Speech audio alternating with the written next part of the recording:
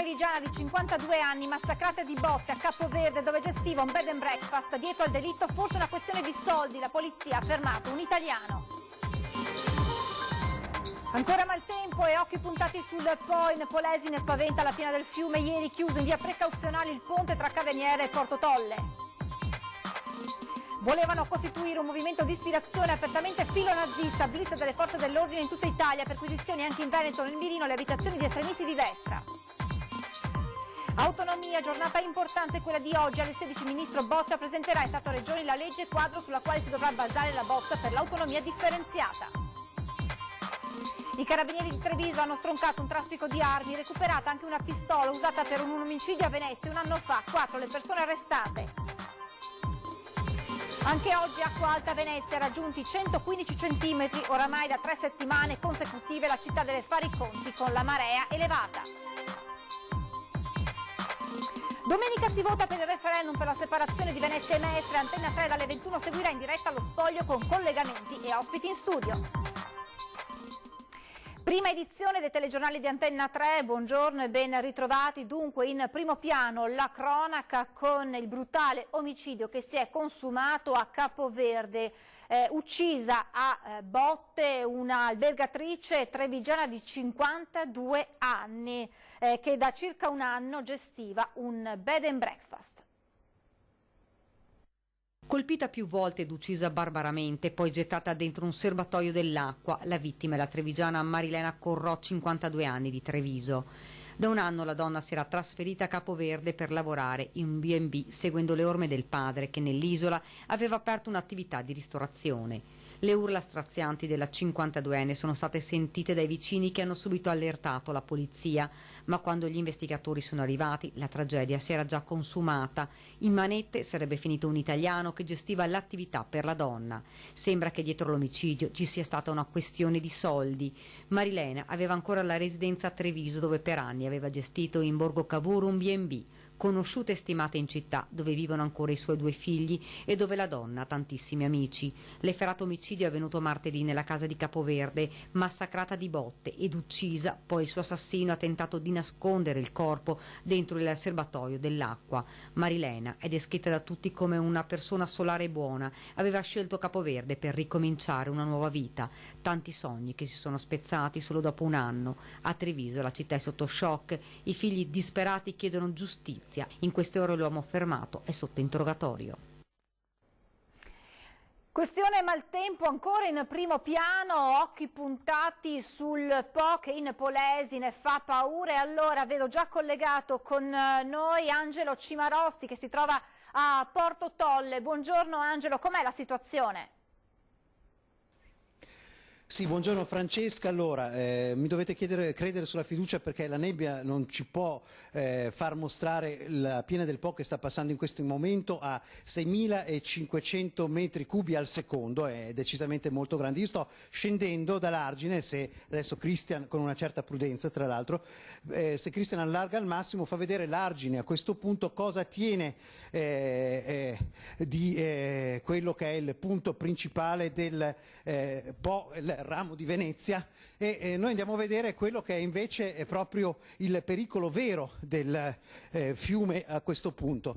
La protezione civile, che adesso salutiamo, buongiorno, sta monitorando i fontanazzi, ovvero quei buchi che vengono fatti a volte dalle nutrie, altre volte naturali, e che passano sotto l'argine. Eccolo qua, attraverso anche con una certa prudenza perché ovviamente è tutto molto provvisorio. Buongiorno, grazie, grazie molte. Allora, questo è un fontanazzo che sta passando sotto l'argine e l'acqua del Po esce da qui durante la piena.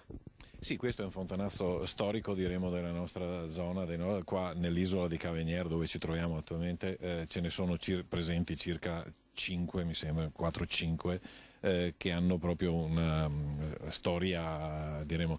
Ecco, questo è attivo, no? Lo vediamo proprio dove c'è questo cerchio, possiamo anche tenere abbastanza largo, il cerchio più scuro è che l'acqua sta uscendo in questo momento. Esatto, l'acqua sta uscendo perché c'è un'infiltrazione ovviamente che porta dal fiume a qua, e è stato costruito questa saccata, tanto sono 2 saccate come vede, è stata costruita apposta per contenere l'acqua e per non farla defluire in maniera troppo veloce, che potrebbe creare più danni. Sì, quindi il problema è che i fontanazzi non si allarghino e non scavino a ulteriori gallerie sotto, sono quelle che fanno crollare gli argini. Questo, ma mano a mano che l'acqua potrebbe crescere, perché se ne esce di più, se il fiume dovesse ancora crescere, che attualmente almeno non è prevista questa, ma anche perché è già abbastanza alto. Se noi puoi girarti, fai vedere completamente, noi siamo a questa altezza, ma siamo sotto l'acqua, siamo sotto il livello campagna e sotto invece il livello del fiume, che praticamente è poco più basso rispetto alle auto che vedevate lassù.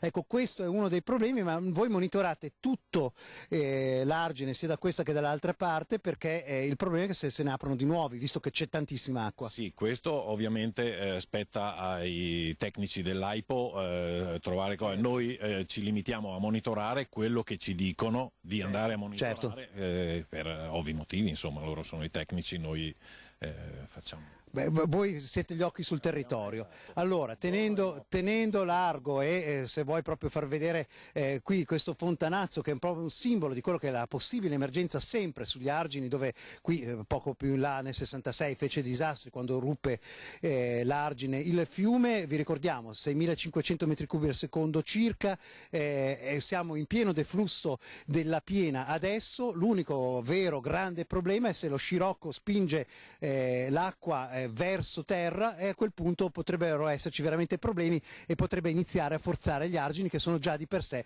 piuttosto fradici, diciamo, sono come delle spugne in questo momento, anche grazie purtroppo ai fontanazzi. Intanto grazie per il vostro lavoro, Giorgio Tiozzo, anche la sua collega che è qui dietro che ci sta seguendo, e io direi, se non avete domande da studio, vi ripasserei la linea. Grazie e buon lavoro ad Angelo Cimarosti. Torneremo naturalmente a parlare della situazione questa sera nelle edizioni serali dei nostri telegiornali. Lasciamo per un attimo la cronaca, la politica, perché oggi è una giornata importante, per non dire storica, sul fronte autonomia. Questo pomeriggio l'appuntamento è alle 16 nella conferenza Stato-Regioni, dove il ministro Boccia presenterà la tanto famosa ormai legge quadro che dovrà, aveva spiegato giorni fa il ministro, posare quei pilastri sui quali si fonderà poi la bozza per l'autonomia differenziata. Presente naturalmente anche il governatore Zaia, che su questa legge quadro non ha mai nascosto di nutrire alcuni dubbi, ma capiremo meglio naturalmente di che cosa si tratta e quali sono questi paletti sui quali dovrà fondarsi poi la bozza per l'autonomia. Torniamo alla cronaca con il blitz delle forze dell'ordine nelle abitazioni di estremisti di destra. Blitz in varie province del Veneto, ci aggiorna in diretta Valentina Visentina. Buongiorno.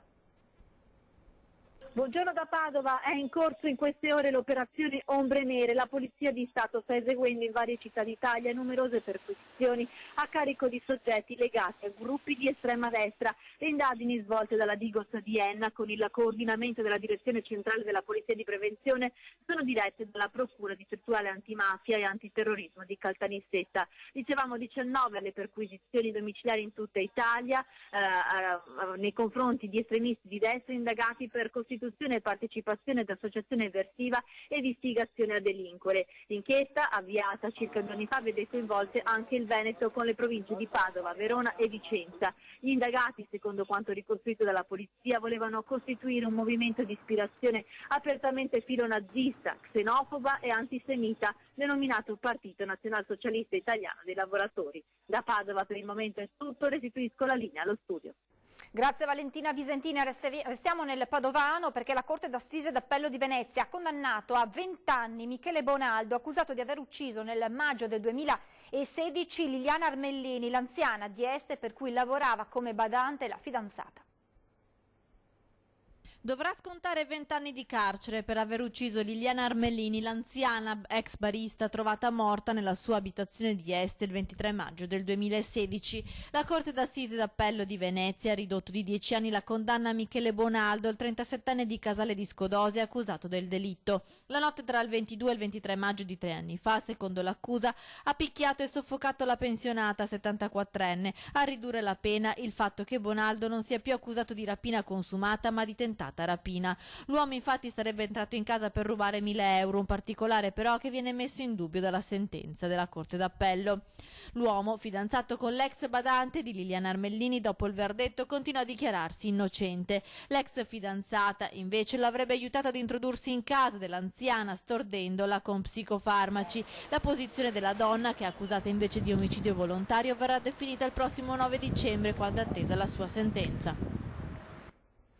Questa mattina all'alba è scattato il blitz dei carabinieri di Treviso, tra le province di Treviso appunto, ma anche Padova e Venezia. Stroncato un traffico d'armi, tra le armi recuperate 12 pistole e 2 fucili, anche una pistola usata per un omicidio consumato a Venezia nel 2018. Come detto, le 12 pistole e i 2 fucili erano stati rubati alcuni anni fa in un'armeria dell'Alto Trevigiano.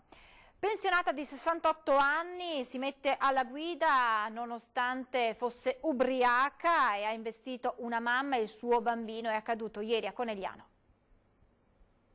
Sebbene ubriaca, si è messa ugualmente al volante provocando un gravissimo incidente. Investiti sulle strisce pedonali una giovane mamma di 27 anni con il suo piccino di appena 2 anni.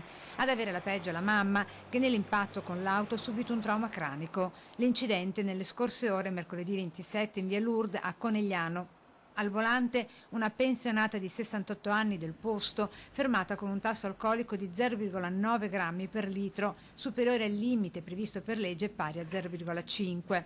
L'asfalto bagnato ha reso vana la brusca frenata della pensionata, con madre e figlio a letto sbalzati in maniera rovinosa in mezzo alla strada. Soccorsi, madre e figlio, si trovano ancora in ospedale con il bimbo di 2 anni protetto dall'abbraccio salvifico della mamma e subendo così, fortunatamente paura a parte, soltanto qualche livido. La pensionata si è ritrovata senza patente con una denuncia per guida in stato di ebbrezza. Resta l'allarme furti nella Marca trevigiana. A Roncade un uomo ha rincorso i ladri con una mazza da baseball. Stavamo guardando un film io e la mia ragazza e a un certo punto abbiamo sentito dei rumori provenire dalla parte posteriore della casa e io, tirando un po' le orecchie, sentivo che era come un grattare sui balconi di casa, al che non ci ho pensato 2 secondi, ho preso la mazza. Ecco la mazza da baseball con cui quest'uomo di Roncade, che non vuole essere riconosciuto, si è lanciato alla rincorsa dei malviventi che, poco dopo le 7 di sera, hanno tentato di entrare nella sua abitazione attraverso questa finestra. Il giovane non ci ha pensato 2 volte e ha subito affrontato i ladri. Sono uscito dal garage, appena girato l'angolo c'erano 2 persone con un levarino che facevano leva sul balcone di casa e cercavano di entrare. Ne seguono scene da Far West, il faccia a faccia è teso, veloce, il roncadese brandisce la mazza e li rincorre. Li ho scoperti, mi hanno visto, li ho rincorsi per un pezzo di giardino con la mazza in mano, loro hanno scavalcato la rete, appena di là della rete mi hanno detto con accento dell'est, adesso non so identificare, e comunque mi hanno detto è meglio che torni in casa. E io gli ho detto è meglio che ve ne andate velocemente. Impossibile però riconoscerli. L'uomo non ha con sé una torcia e poco prima i malviventi hanno strappato i fili dei faretti esterni. Forse pensavano di agire indisturbati. Restano sequenze ad alta tensione vissute poco prima di cena in una zona poco fuori dal centro. In quei momenti non pensi a niente, pensi solo che stanno violando la tua proprietà, stanno mettendo le mani su qualcosa che non devono toccare. E quindi sono uscito proprio di getto, non ho pensato a nessuna conseguenza, in questi casi non pensi a niente. Il problema dei furti non riguarda solo la Marca, è esteso a tutto il Veneto, furti in casa ma anche nelle attività commerciali, è il caso del Bassanese in un ristorante di Romano Dezzelino. Vi mostriamo i filmati del sistema di videosorveglianza che mostrano l'azione fulminea dei ladri e ai titolani viene voglia di mollare tutto. Entrano, cercano i pezzi più pregiati e se ne vanno. Eccoli, nelle immagini dei filmati del sistema di videosorveglianza, gli autori della razzia messa a segno ai danni del ristorante Robe Vecce di Romano De Zelino. L'incursione notturna ha tutti i crismi del furto su commissione, o almeno di un colpo davvero mirato agli oggetti più preziosi custoditi nel locale. I ladri hanno infatti portato via una affettatrice Berkel laccata bianca, un modello molto ricercato dagli estimatori di queste meraviglie della tecnica. Nel sacco è finito anche un registratore di cassa d'epoca, assieme ad altri pezzi da collezione raccolti nel corso degli anni dal titolare Claudio Rella, del valore di migliaia di euro. Purtroppo per l'ennesima volta sono venuti, hanno fatto un po' una razzia un po' dei nostri oggetti un po' più pregiati. E in un momento veramente già ci sono mille difficoltà nel lavoro, abbiamo un sacco di paletti e questo sono colpi veramente che ti fanno abbassare un po', far passare soprattutto la voglia di lavorare. Visto le cose che continuano ad accadere e ripetersi, potrebbe essere un buon motivo anche per chiudere.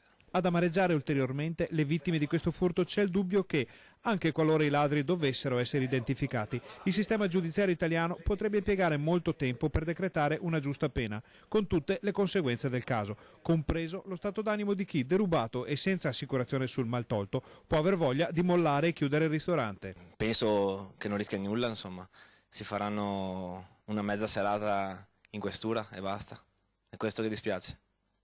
Non c'è veramente più giustizia su queste cose. Sicuramente bisogna tutelarsi a livello di sicurezza, come degli allarmi, come delle telecamere, però talvolta queste cose non bastano perché non riusciamo a fermarli, insomma. Quindi... È il momento di fermarci adesso per qualche istante di pubblicità e poi torneremo a parlare dell'acqua alta anche oggi a Venezia, tra poco.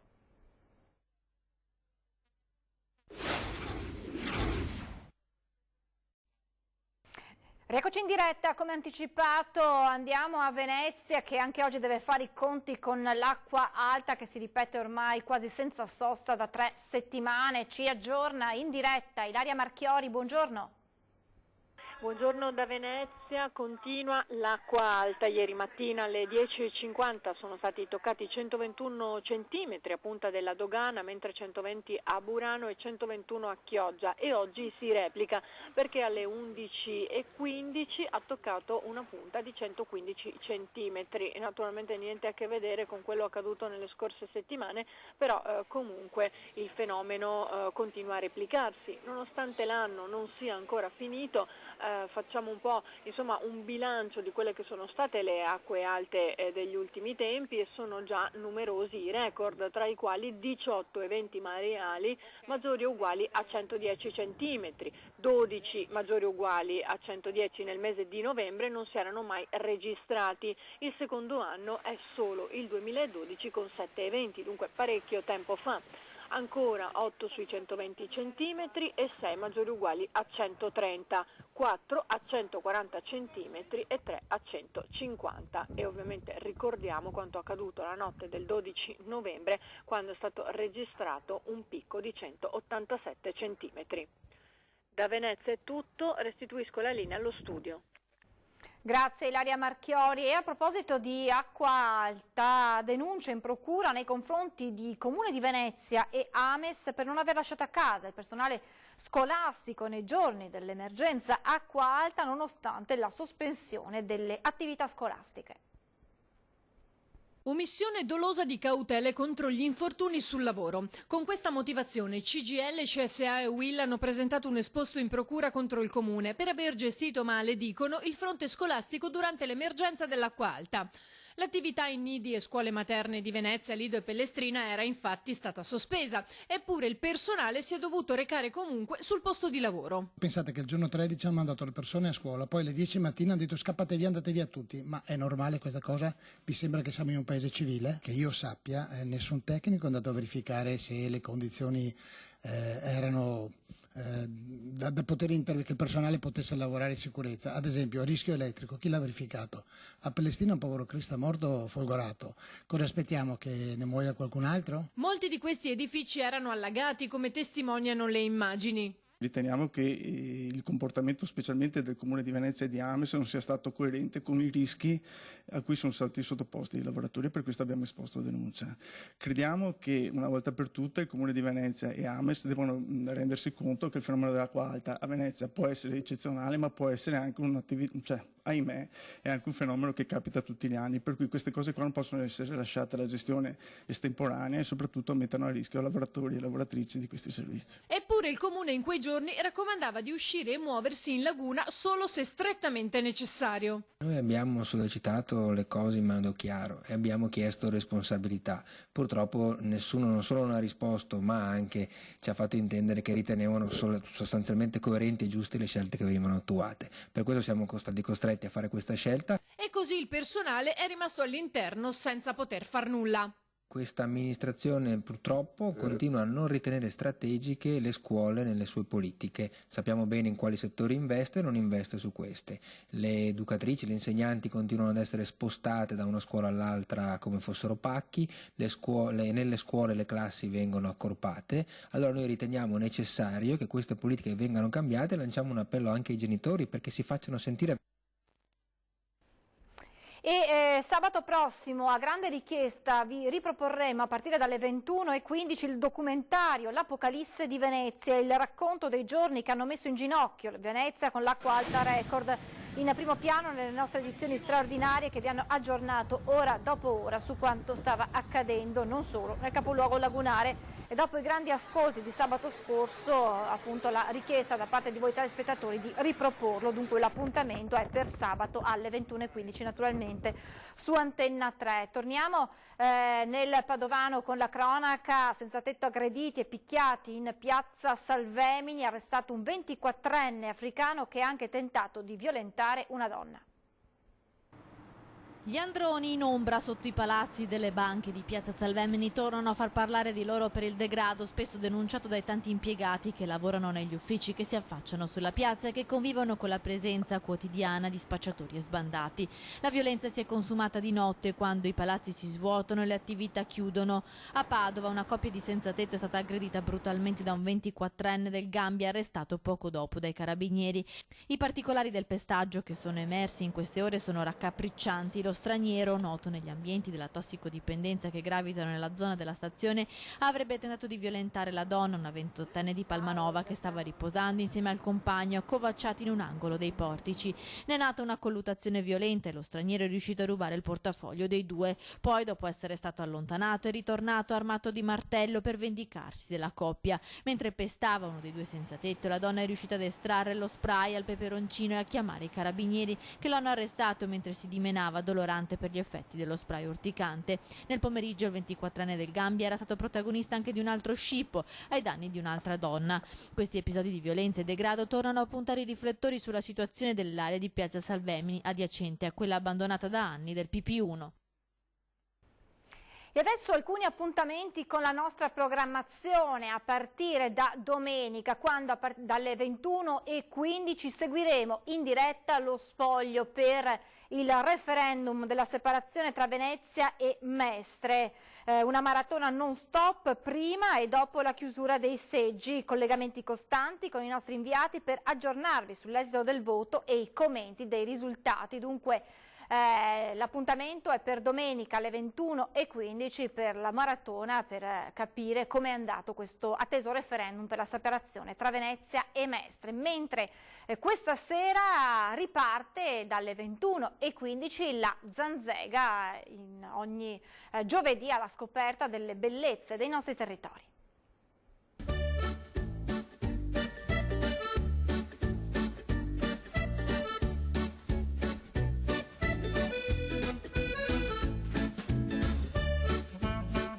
Nuovissima edizione, siamo al debutto, sono molto teso e anche emozionato perché è iniziata una nuova avventura, quest'anno completamente diversa. Nuova stagione per la Zanzega, che quest'anno in serbo tante novità. Per la prima volta infatti la trasmissione sarà itinerante, completamente girata in esterno tra le meraviglie dei nostri territori. Si parte da stasera con una puntata da non perdere. E partiremo proprio con alcuni luoghi davvero molto belli: Chioggia, i Colli Euganei, le terre del Tiepolo, quindi tutta quell'area della terraferma al confine con la laguna di Venezia dove hanno soggiornato e vissuto i Tiepoli. Ma puntata dopo puntata la Zanzega porterà i telespettatori alla scoperta dei tesori del Triveneto. Il viaggio continuerà nel Montello, tra le Dolomiti, sui laghi, le pianure, le colline del Veneto, del Friuli Venezia Giulia e del Trentino Alto Adige. Un lungo viaggio fatto ovviamente in compagnia del mio compagno di scorribande che è il buon caro vecchio Ivo Gallo. C'è tanta carne al fuoco, tant'è che ho molto appetito di questa nuova Zanzega. Stiamo per partire, il viaggio continuerà fino a Pasqua e visiteremo queste 3 regioni straordinarie. State con noi, portateci calore e affetto e viva Antenna 3 e viva la Zanzega! L'appuntamento dunque è ogni giovedì a partire dalle 21:15 e in replica la domenica alle 17 su Antenna 3 oppure live in streaming sul nostro sito. Il viaggio può dunque iniziare. Ormai dicembre è alle porte ed è tempo di presepi. Torna anche quest'anno la nostra rubrica Il tuo presepe. Potete mandarci le foto, i video dei vostri presepi oppure scrivendo o mandando un messaggio ai numeri che vedete in sovraimpressione. Potete segnalarci il vostro presepe e verremo noi a riprendere la vostra natività. Lasciateci anche una breve descrizione e poi noi vi contatteremo.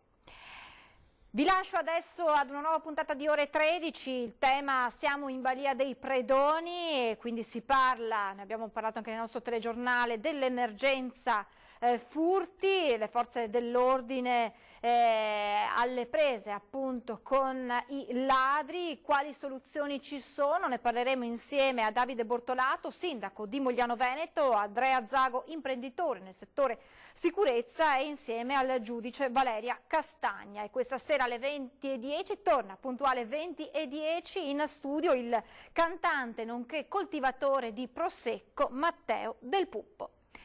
Con questa edizione ci fermiamo qui, vi lascio le previsioni del tempo, grazie per averci seguito e buona giornata.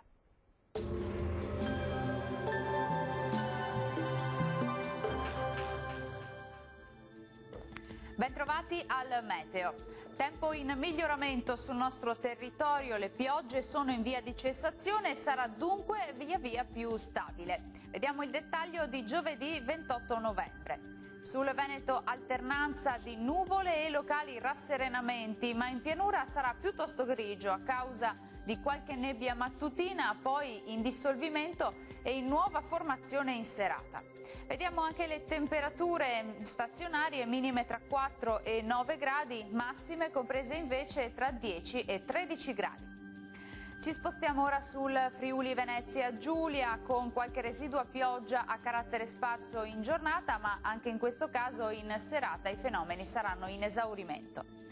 Temperature minime tra 8 e 12 gradi, massime oscillanti invece tra i 12 e i 13 gradi. Uno sguardo infine al Trentino Alto Adige, dove avremo locali foschie al mattino sui settori meridionali della nostra regione, maggiori spazi soleggiati invece altrove. Temperature minime tra 3 e 4 gradi, massime vedete sugli 11 gradi circa. Dal meteo di Antenna 3 per ora è tutto, grazie per l'attenzione e arrivederci.